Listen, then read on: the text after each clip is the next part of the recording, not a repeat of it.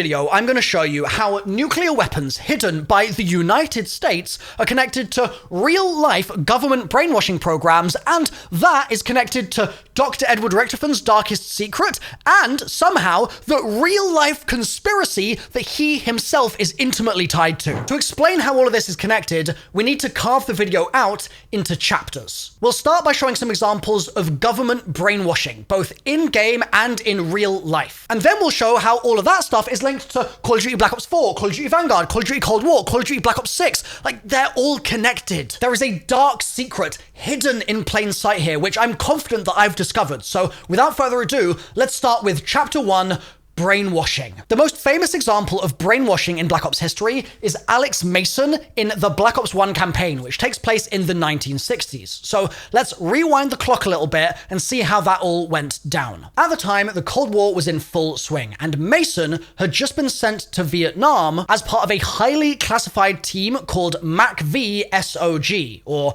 MACV SOG, or just SOG for short. This SOG unit was led by none other than Frank Woods. And while there were other SOG personnel in Vietnam at the time, which we'll come back to, Frank was the team leader for Mason's little unit. So I'll let him explain a little bit more about what the deal is with SOG. Back in '64, the CIA gave up control of covert operations in Southeast Asia and handed it over to the U.S. military. From that, MACV SOG was born. Missions are S&D, sabotage, black propaganda, strategic recon, POW rescue.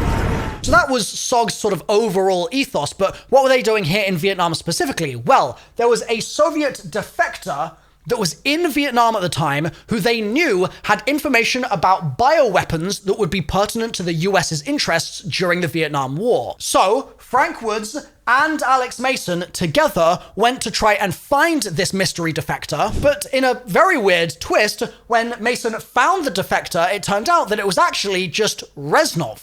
Or at least that's what Mason thought. So where did Mason know Reznov from? Well, Mason originally met him in a prison labor camp in Russia called Vorkuta. And while Mason was there, he was brainwashed by Friedrich Steiner, a Nazi scientist working for the Russians. This brainwashing was then meddled with and resulted in an imaginary version of Reznov being planted in Mason's brain. This is why Mason was seeing Reznov as the mystery defector, despite the fact that, by all other accounts, Reznov had been long dead for several years, having died in the escape attempt from Vorkuta. So this is our first brainwashing example, and we see the effects of it throughout the Black Ops 1 campaign, with Mason even hallucinating at one point that he killed the president, John F. Kennedy. However, it's important to note that this was brainwashing done in Russia, and the Americans were also doing their own brainwashing experiments as well. Chapter 2. American brainwashing. Our second brainwashing example brings us right back to the Vietnam War, but viewed through a slightly different lens. So at the same time that Woods and his SOG team were busy with Mason hunting down the defector and then finding Reznov, seemingly, there was also another team leader called Adler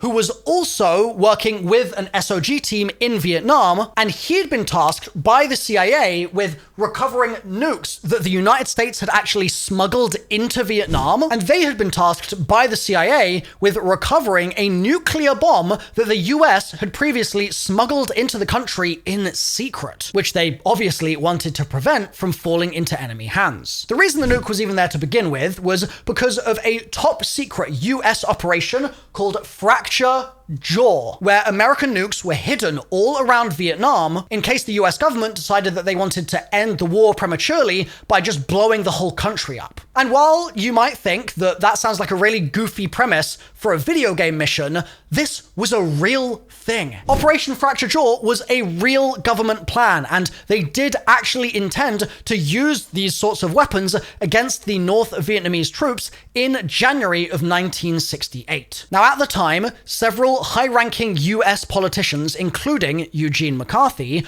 warned the public that the US was preparing to nuke Vietnam, and so, to avoid backlash, the plans that the government was forming were quickly abandoned about a month later. And this is all real stuff. Like, this is actual history. So you're maybe wondering now, okay, where does the brainwashing come into it, right? Well, when we're playing the mission in-game, we're playing as this person called Bell. Bell wasn't actually in Vietnam at all, which might be a bit confusing because this is all Vietnam, and this is all Vietnam. So how was Bell not there? What actually happened was that memories of Vietnam were implanted in Bell's brain by Adler. And this had been done because Bell was a Soviet spy, and Adler wanted to try and get information out of Bell. And so he thought, okay, well, I'll give Bell all these false memories of us being buddies together in Vietnam, and that'll convince Bell that they should trust me, right? And we learn this thanks to this scene in the game where Bell is strapped to a chair in a CIA facility, and Adler reveals everything. He reveals that Bell's a Soviet spy and that they implanted memories in Bell's brain, and all that stuff comes out into the light. And this is interesting. It has pretty big consequences because it means that we now have seen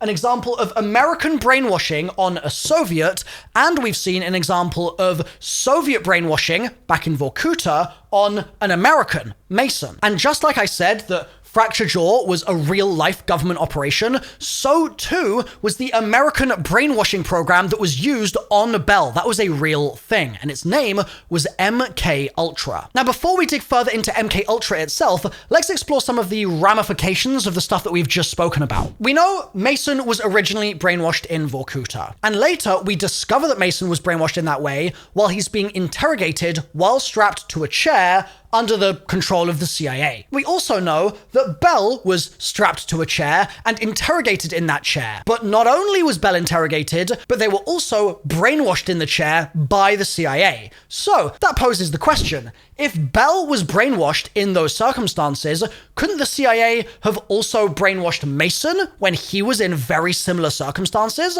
And if so, that opens up a whole new can of worms about the Black Ops 1 story. For example, could the CIA have planted whole memories in Mason's brain to try and make him a scapegoat for certain things? Or maybe Mason did actually kill Kennedy and the CIA handlers are trying to figure out how he did it, and so they're running back the playbook that they used with Bell. They could be inserting fond, patriotic memories into Mason's head to try and make him trust them so he'd spill the beans on how he did it. If we look back at the ending of Black Ops 1, it's really weird because it's so patriotic, like to the point of parody. And so what if that memory, right, that overly patriotic memory is actually purely fictional and it's been placed there in his head just to make him open up about Kennedy? Now, this is a rabbit hole that we could talk about for hours, honestly, but I want to make sure that we stay on target here and we begin talking about MKUltra. Chapter 2.5? Just give me a second here, okay? So before we start chapter 3, I get asked by you guys a lot, what can you guys do to support me to make sure that I can still keep making as many whiteboard videos as possible in the future? I can make them higher quality. I can get even more whiteboards, right? Like, what can you guys do to help contribute to that, right? And because these videos take so long to make, it is a real investment of my time and energy and my team's time to make them happen. And that is where things like this come into the picture. So this is my mini Milo U2's figure, and this is one of the many Zombies officially licensed U2's figures available on their site. This guy's only available for a limited time. These guys are only available for a different limited time. And if you guys are interested in these and you go to the U2's site and you're buying, for example, the Jug Machines or the other Zombies figures, and you use code Milo, that will give me some kickback and that will directly contribute to me making more videos like this in the future. And similarly, if you purchase a mini Milo as well, that also obviously helps support me and my channel. And this isn't just any old mini Milo. He has his own mini whiteboard as well. So this especially is whiteboard themed. We're on brand right now. So yeah, like I said, links are down below. You can use code Milo for a discount on the Zombies figures. And you can also, while stocks last, pick up a mini Milo as well. So I appreciate your understanding, guys, of me giving this a quick mention to help support the channel. With that said, let's move on to chapter 3 and MKUltra. MKUltra was a human experimentation program that started in 1953 and ended in 1973. It was designed and undertaken by the CIA to develop procedures and identify drugs that could be used during interrogations to weaken individuals and force confessions through brainwashing and psychological torture. Sounds pretty familiar, right? The CIA also wanted to understand if they could make Soviet spies defect against their will. Sound familiar? And they wanted to know if the Soviets might be trying to do the same thing to US operatives, just like happened to Mason in Black Ops 1. MKUltra staff would do things like administer high doses of psychoactive drugs like LSD, and they would do that to subjects who hadn't even consented to taking those drugs. And the researchers would then combine those tests with experimentation with torture techniques like electroshocks and sensory deprivation and isolation. And these are all things that were used on both Mason and Bell in their respective stories. Now, just so you can understand the scale of the program here, here's what a former director of the CIA had to say about it. Apparently, over 30 institutions and universities were involved in the program. And like we said, they secretly gave LSD to unaware subjects in social situations. So can you imagine just how terrifying that would be? You're just going about your life. You're just living, minding your own business, when all of a sudden you start tripping and having this absolutely horrid experience and thinking that all the people around you are turning into demons and stuff like that. Like, it would be so bad. And the crazy thing is they didn't just administer these to people they didn't like, but they also gave these doses to their own employees. And this happened to the point that it basically became an occupational hazard of being part of the MKUltra program. For example, there's one report in particular of a CIA agent who had their morning coffee drugged and was then seen later running maniacally through the streets of Washington, D.C. because he thought he was seeing a monster in all the cars that were driving past. Horrid. And that's not even the worst of it. So the worst case of it that I'm aware of, or at least that's been publicly reported on and is allowed to be seen by the general public, is one when an army medic named Frank Olson, who, by the way, had never taken LSD in his life, was covertly dosed by his CIA supervisor. So it was administered to him against his consent, and it was their own employee. And 9 days later, he plunged to his death from the 13th story of a New York City hotel room. So, did he jump, or was he potentially pushed? The publicly known story is that the drugs that he was given had sent him into a deep depression, and that had caused him, tragically, to take his own life. But the real story of what happened here might be even worse. Sometime before Olson was drugged, he'd gone to his CIA supervisor and he had said, honestly, I don't like the morality of what we're doing right now. He felt like MKUltra was in too much of a either moral gray area or just flat out corrupt morally. And so not only did he express that, he even made it clear that he wanted to resign from the CIA because he simply didn't agree with what MKUltra was doing. So doesn't it seem just a little bit too convenient that somebody would have all this classified information, right? All this clearance access, etc. And then they would express the fact that they didn't feel like what they were doing was morally correct, and all of MKUltra, in fact, was morally bankrupt. And then that person mysteriously just died shortly thereafter? Could it not be possible that he was drugged by his CIA supervisor because he had expressed his discontent, and they knew that if given a dose, it would drive him towards a very grisly end? Perhaps, rather than anybody physically pushing him off the ledge and causing him to fall to his death, the CIA knew that if they just gave him a mental push, that would still achieve the same effect. And then there'd be no way that they could be implicated because Olson just did it himself. In isolation, you might think, nah, there's no way that the government could be that cruel, especially to people working for the government. But when you look at everything MKUltra employees got up to as part of their research, it actually starts to seem pretty likely. And not only that, but the government clearly knew that they were wrong, because years later, during investigations into illegal CIA activity, Olson's surviving family were invited to the White House and received a personal apology from the president. That doesn't just happen to anyone, right? That happens when the government really knows that it's messed up. The following year, they accepted a $750,000 check from the US government, and in exchange, they promised not to file a claim against the government to expose what truly happened. And if you convert that $750K to today's money, that's $4.5 million. So clearly, the government was really willing to pay to keep those MKUltra secrets as secret as possible. So this in itself is nuts, right? The fact that this is a real thing, none of this is made up. None of this is just from a video game. This is all real life. That's crazy in itself. But the origins of MKUltra somehow are actually even worse. During the early 1940s, during World War II, Nazi scientists working in concentration camps carried out interrogation experiments on their human prisoners. As part of this, they injected those prisoners with all sorts of substances, including hallucinogens like barbiturate and mescaline as well. The aim of these experiments was to develop a truth serum, which would, in the words of somebody that worked in the camps, eliminate the will of the person being interrogated. And I mean, it was World War II, right? It was the Nazis. Alongside all that stuff, they got up to all sorts of other horrible business. So fast forward a couple of years, the Second World War ends, Germany loses.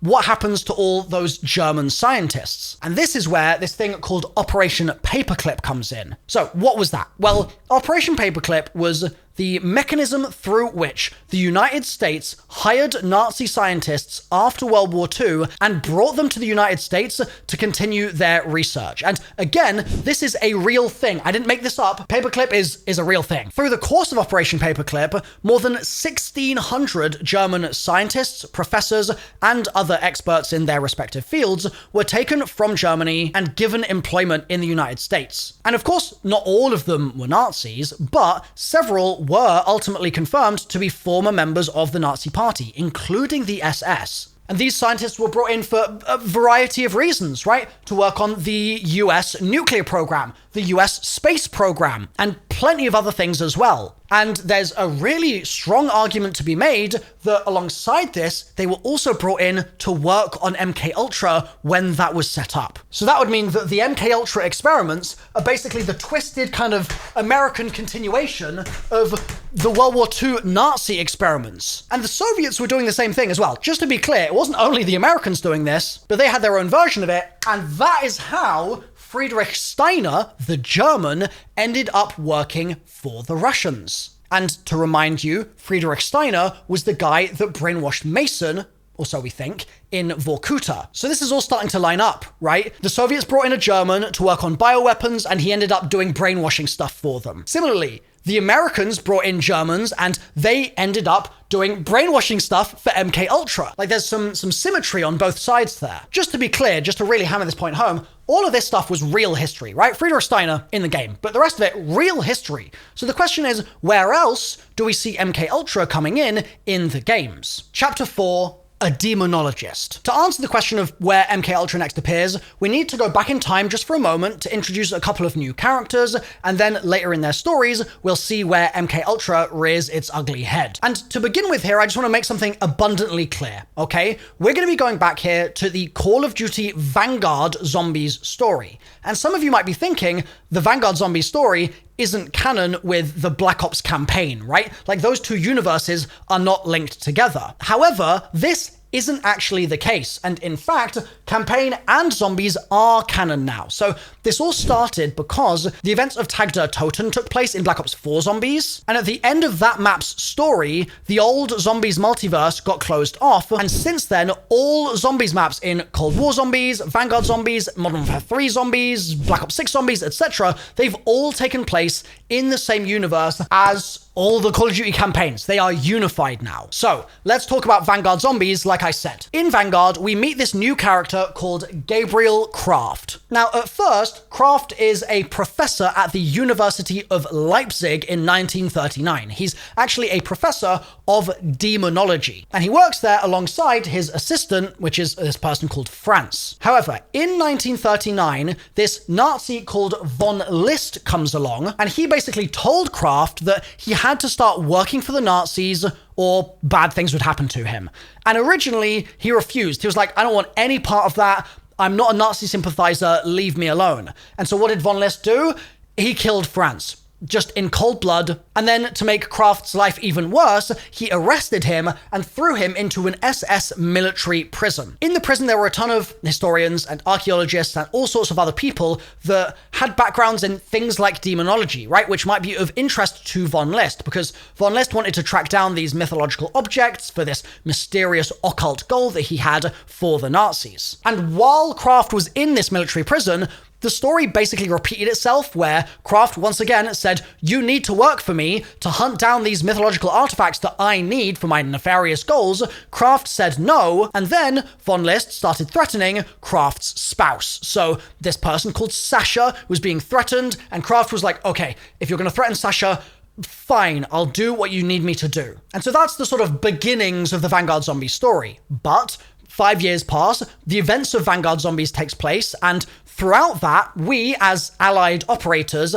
help defeat von List and put an end to his plans. And right at the end of that, just when Kraft should have been able to go on his merry way and have a nice rest of his life with Sasha, we find out that von List had actually already killed Sasha years ago and had been pretending that Sasha was still alive for all that time just to get Kraft to work with him. And so you can imagine Kraft is absolutely devastated by that. Finding out after all this time that Sasha's been taken from him, he's broken. He's a broken man. And as you can probably also imagine, that despair that he's feeling lasts a while. It lasts for several years. So what we're going to do here real quick is we're going to fast forward to the next time that we see Kraft in game, and then we can talk about what happens in the blank in the middle a little bit more as well. Chapter 5. Shocking revelations. The next time we see Kraft is decades later in 1991, which is in the build-up to and during the events of Citadel des Morts. At the very start of that year, Kraft should be very close to turning 100 years old, because he, remember, was born either at the very end of the 1800s or the very beginning of the 1900s. So he's a very old man. And unfortunately for him, just like happened during World War II, he ends up getting captured that year. Except this time it's not by the Nazis, it's by the French syndicate, led by this guy called Franco. And they're being paid by Project Janus director Edward Richtofen to try and extract information out of Kraft. Richtofen has his own crazy goals and aspirations, right? But just like we saw von List try and get information out of Kraft to help him on his quest for mythological objects, so too are we seeing a similar thing happening here with Richtofen's own personal quests. And so, as instructed by Richtofen, the French syndicate crime family gets to work, and they begin trying to extract information from him, but he holds steady and he doesn't let any info slip. Now, luckily for Kraft, while this is all happening, Gregory Weaver, who you'll recognize from the Black Ops 1 campaign, is breaking out of Terminus Island, which he'd been imprisoned in for the last couple of years by Richtofen, incidentally. And because he was really mad about being imprisoned, Weaver is now hunting Richtofen down, and the trail leads him to Citadel des Morts, where Kraft is being held prisoner. So Weaver goes through that map's Easter egg, and it seems like Kraft is going to be freed. But then in the final moments, zombies break into Kraft's little room, and he is mortally wounded, meaning he dies moments later. But just before he dies, he shares some crazy revelations with his final breaths. And Richtofen, where is he? We know he contacted you. Please. Please don't kill him. He is my son. So in news that was a bombshell to the whole community, Richtofen, okay, is Kraft's son. So if Sasha's dead, what happened between World War II and now to mean that Richtofen became Kraft's son? Like, did he adopt? Was he a biological son? Like, what happened there? And then also, maybe a bigger question that you're asking right now is, where's MKUltra? Like, where do they come into the picture? It's finally time. I'm actually so excited about this. It's finally time to tie it all together. All of this and everything over there as well. Chapter 6. Richtofen's dark secret. So like I said, we're going to cover this gap here between the 1940s and the 1990s. That's World War II with von List and stuff, and that's 1990s with Kraft ultimately dying. The key detail from the 1940s is that by the end of the 40s, Kraft is left without Sasha. No more spouse, no more hope for the future, just depression and sadness. And this lasts a couple of years, but then sometime in the mid-1950s, Kraft has an idea. He thinks to himself, well,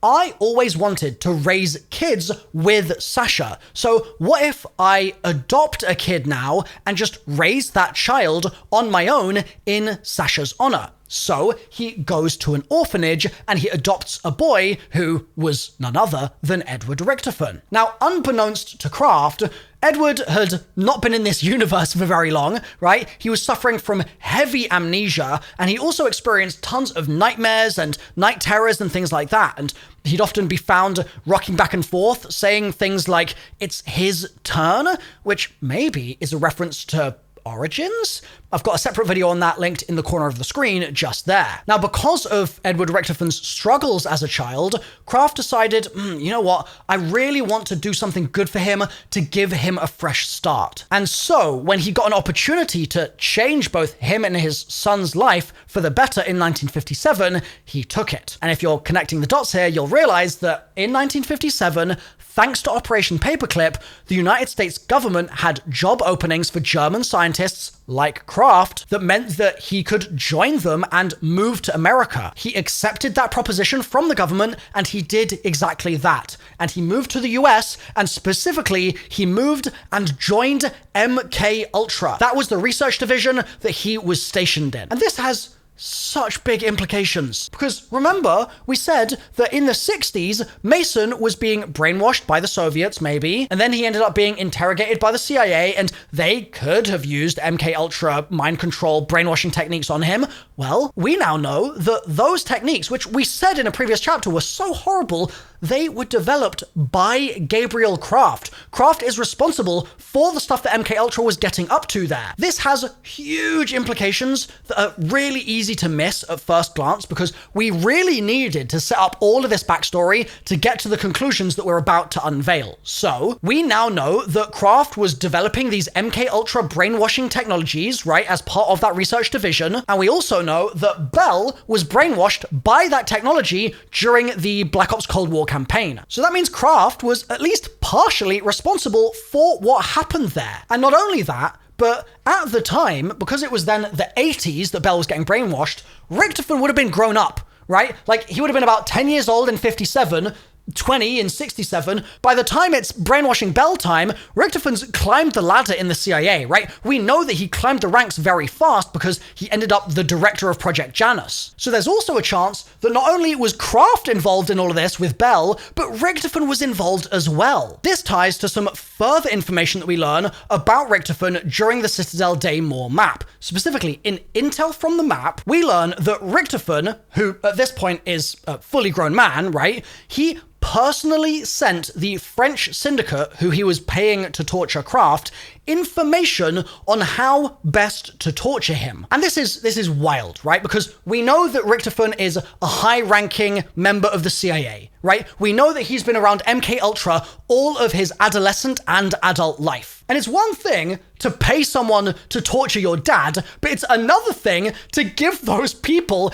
MKUltra brainwashing and interrogation techniques that you are a master and expert in to use on your dad. Like, that's mental. And really, I guess it's just evidence of how obsessive Richtofen is about getting his goal when he's on his little quest here. And just to add to the stack of discoveries here, on top of this, we can infer that not only did Adler learn the MKUltra interrogation and brainwashing techniques from either Richtofen or Kraft in order to be able to interrogate and brainwash Bell, but those very same techniques were then reused on Jane Harrow, right? So the Kraft-Richtofen duo, Kraftofen here, are responsible for so many people being turned into MKUltra test subjects. And there is a hidden test subject that nobody has clocked onto that I think could completely change the zombie storyline and the Black Ops storyline forever. We're going to talk about that next. Chapter 7, the final sleeper agent. This really is the unifying theory which ties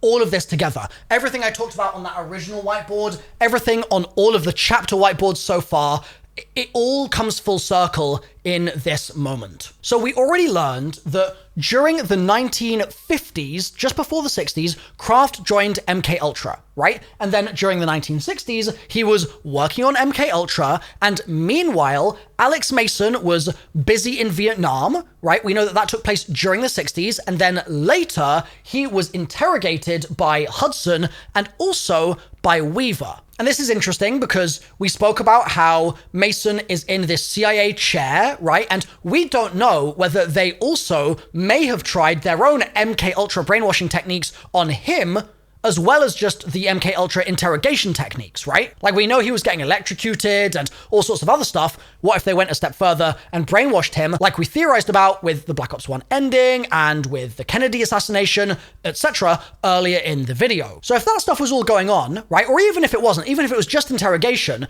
there still should have been some overlap between Gregory Weaver, who was the second handler overseeing the interrogation of Mason when he was strapped to that chair in that facility, right? It wasn't just Hudson, it was Weaver too. So there should have been some overlap between Weaver and Kraft, because Kraft was working at MKUltra. And at this point you might say, hold on, Milo, I've played Citadel Day more, and it doesn't seem like Weaver has a history with Kraft, right? Like, when they're there in the 90s, they're not yapping like old friends. That just doesn't seem to happen. So why doesn't Weaver remember Kraft if they did interface with one another back during the 60s while this was all going down? So let me just paint a suggestion for you, okay? A suggestion into the air, an idea, a theory, a hypothetical. We've already discussed the fact that we know in real life, MKUltra employees, when they expressed discontent or discomfort with the morality of the MKUltra research program, they ended up being slipped these hallucinogenic substances which actually caused them to die, right? We also know that MKUltra was absolutely not afraid of testing its experiments on its own personnel en masse. Like, they were very willing to try and brainwash their own citizens, United States citizens, and their own team members in the name of progress for MKUltra. And we know that those same rules apply in the game as well, because they did it on Mason, right? They used the MKUltra interrogation techniques on Mason, a United States citizen. So there are no barriers here. There's no red tape. They do what they want. So what if during, I don't know, let's say the 70s, after the Black Ops 1 story had taken place, what if Weaver was like, you know what, guys? What we just did to Mason, like how we messed that guy up, wasn't really that cool. Like, that was pretty weird. And what if that meant he got put on a list as a potential candidate for MKUltra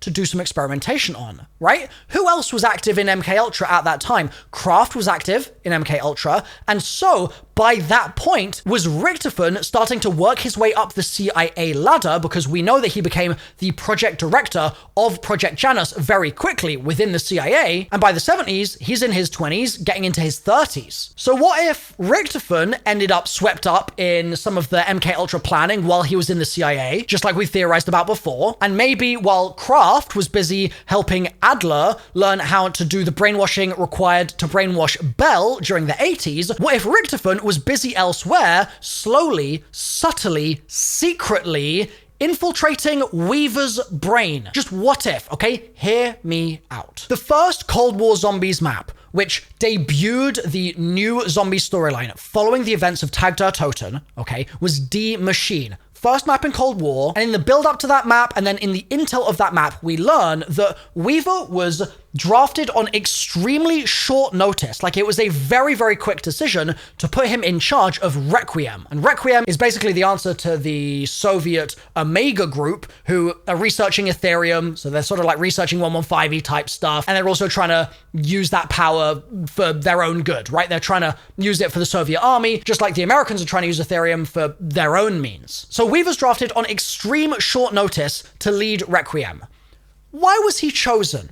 Do we think it's because Weaver's just an outstanding soldier, right? He's very loyal to his cause, just sort of like Alex Mason was very loyal to the Americans, right? Do we think that it was because he was just a great candidate? Or do we think that maybe it was because he was the candidate? He was Richtofen's candidate, because bear in mind, Richtofen, by the time Requiem is formed and the Cold War Zombies story events start taking place, he's director of Project Janus, okay? He is calling the shots from above. And so it's ultimately going to be down to him if Weaver is the one that's getting drafted here. And if he's got Weaver in his back pocket, right? If he's got Weaver under his thumb because he has brainwashed Weaver, then he's going to know that any progress that Requiem makes is 100% going to be something that he's able to keep tabs on and he's going to be able to control. Like, think about it, right? Weaver says that he was tasked the same day that he was drafted with assembling a list of operatives that should join Requiem, right? Weaver put that team together.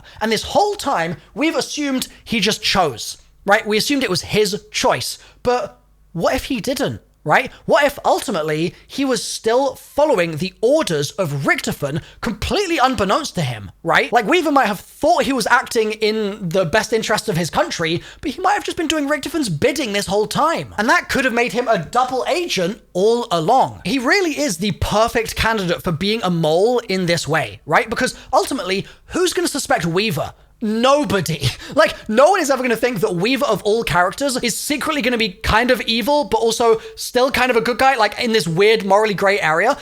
Everyone just expects Weaver is going to be the team leader who says, I hate Richtofen. But when you really start to think about it, all of his swearing about Richtofen, all of his hatred for Richtofen now, right, his desire for revenge on Richtofen could still be Richtofen's plan. He could have master engineered all of this because he needs Requiem and the strike team and all of these specific operators, right? The ones that he chose through Weaver, if he did indeed brainwash Weaver, he needs them to act exactly as they're acting for his own personal goal here. Like, we are puppets. We are complete puppets. We think that Weaver is telling us what to do, and that's a good thing, but maybe we're just following Richtofen's orders. And so Richtofen's true darkest secret isn't just that he was raised in the shadow of, and then ultimately in the belly of MKUltra. It's not just that he paid to have his father tortured with the very interrogation techniques that his father might have originally devised. It's not the eventual arrest of Requiem. Like, it's none of that. It's the fact that the whole time,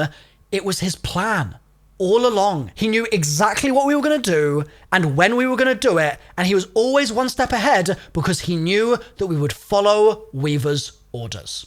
And Weaver's orders are Richtofen's orders. All of this craziness is typical Black Ops and typical zombies, right? It's questioning everything and doubting everything that you know, while also realizing that all of these in-game events are tied to reality, right? They are real-life things that actually happened. And so, you now have two options. First of all, if you want another injection of real-life conspiracies that the Black Ops games are based on, I've made this video all about the real-life history of Nuketown, which is pretty dark and disturbing, and I sunk a lot of research into it, so give that a click if that sounds interesting. Or, if you want to know more about the zombie story and about Gabriel Kraft specifically, I've got a separate video over here that dives into that. I really hope you liked this particular video, guys. I put a lot of work into it, so like and subscribe and all that jazz, and click through to the video that sounds like it suits you best.